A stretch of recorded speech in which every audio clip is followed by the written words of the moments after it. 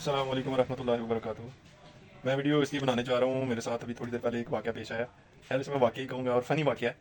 तो मेरी नज़र में ये मतलब एक फ़नी वाक़ई मैं कह सकता हूँ, लेकिन उनकी नज़र में बहुत क्रिटिकल कोई मसला हो सकता है। मैं नमाज़ पढ़ने गया इशा की, तो मैंने अपने शौक़ में ही मैंने मतलब अपने दिल में सोचा कि तकबीर मैं कहूँगा आज। तो जब नमाज तकबीर का टाइम हुआ, तो साथ मेरे एक बाबा जी जो कुर्सी पे बैठ के नमाज़ पढ़ते हैं, तो उनसे पहले ही जो सा ना मैंने तकबीर कहना शुरू कर दी। तो बाबा जी इतनी इतनी मतलब बाबा जी ने मतलब मुझे इतने गुस्से से देखा कि पता नहीं शायद मैंने कोई गाली निकाल दी उनको या पता नहीं क्या कर दिया। खैर मैं कंटिन्यू करता गया, तकबीर कहता रहा।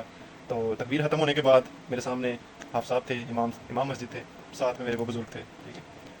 तकबीर कहने के बाद उन्होंने मुझे सारे बड़े मजमे में ये कहा, तुम्हारी हिम्मत कैसे हुई, इधर मैं तकबीर कहता हूँ, तुम्हें चाहिए था मुझसे इजाज़त लेते, ये करते वो करते। मैंने कहा बाबा जी क्या हो गया, इसमें तो कोई इशू नहीं है, ठीक है। यहाँ तो हो ना कि बाहर आप लिख के लगा दें कि यहाँ तकबीर कहना मना है, सिर्फ और सिर्फ हाजी साहब फलां बुजुर्ग फलां बाबा ही कह सकता है। तो फिर तो चलो बंदा पढ़ लेता है। आप साहब ने भी हक का साथ नहीं दिया, क्योंकि पीछे सिर्फ और सिर्फ रोटी और माल पैसे का ही मामला होता है, ठीक है ना। तो उन्होंने भी मेरा साथ नहीं दिया, उन्होंने बुजुर्ग का साथ दिया, क्योंकि वो सरबरा थे, वो उसके मस्जिद के सरबरा थे, ठीक है। तो इसलिए उन्होंने मेरा साथ नहीं दिया, हक का साथ नहीं दिया कि बाबा जी कोई बात नहीं, क्या हो गया, बच्चा आपका छोटा सा, अगर उसने तकबीर कह दिया तो उसमें कोई इशू नहीं है। यहाँ तो होता है ना कोई, यहाँ तो मैं कोई मतलब कोई अहादीस की मतलब कोई नफी कर रहा हूँ, इस तरह की तो बात ही नहीं है, ठीक है ना।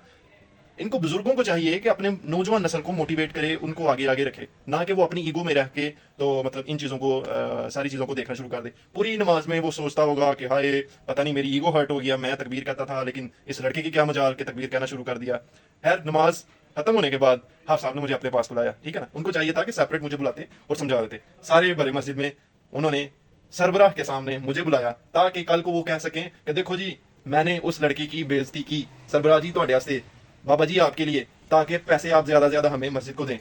तो उसने मुझे एंड पे यही कह दिया, जो इमाम मस्जिद उन्होंने मुझे यही कहा कि उन्होंने उनकी तरफ देख के कहना शुरू कर दिया कि ये जो सा ना ये हमारे बुजुर्ग हैं, ये हमारे सरबराह हैं। तो वो भी बाबा जी भी देखते रहे हैं कि ये मेरी तारीफ कर रहा है, ताकि इसको मैं माल पानी और लगाऊंगा। तो ये सारी डॉन ये सारे लोलो पुपियों से बाहर निकलो, ठीक है। दुनिया चेंज हो चुकी है। ये अहले हदीस भी जो सा ना ये अब टुन्नी हो गए, वैसे ही बात है, टुन टना के टुन्नी, ये भी टुन्नी हो गए हैं, ठीक है ना। उसने ये नहीं कहा कि चल कोई बात नहीं यार, वेल डन, तूने ये अच्छा काम किया है, तकबीर कही है, बड़ी अच्छी तकबीर कही है, बड़ी आवाज बुलंद करके कही है, लेकिन ना उसने कोई। फिर मैंने उसे कहा, मैंने आप साहब से कहा, आप साहब इसके अंदर अगर कोई मुझसे गलती हुई है तो मुझे बताएं, मैं अपनी सलाह करूंगा। यहाँ कोई हदीस है जो मेरी नजर में नहीं गुजरी लेकिन आपकी नजर में गुजर चुकी है तो मुझे बता दे। नहीं नहीं नहीं, ऐसी तो कोई बात नहीं, वो पैसे लगाते हैं। मैं हाँ अब मैं समझा, ठीक है। असल माल असल असल जो काम है वो पैसे का है, वो पैसे देते हैं। अगर आपने उनकी नफी कर दी तो वो आपको पैसे नहीं देंगे, फिर आपकी।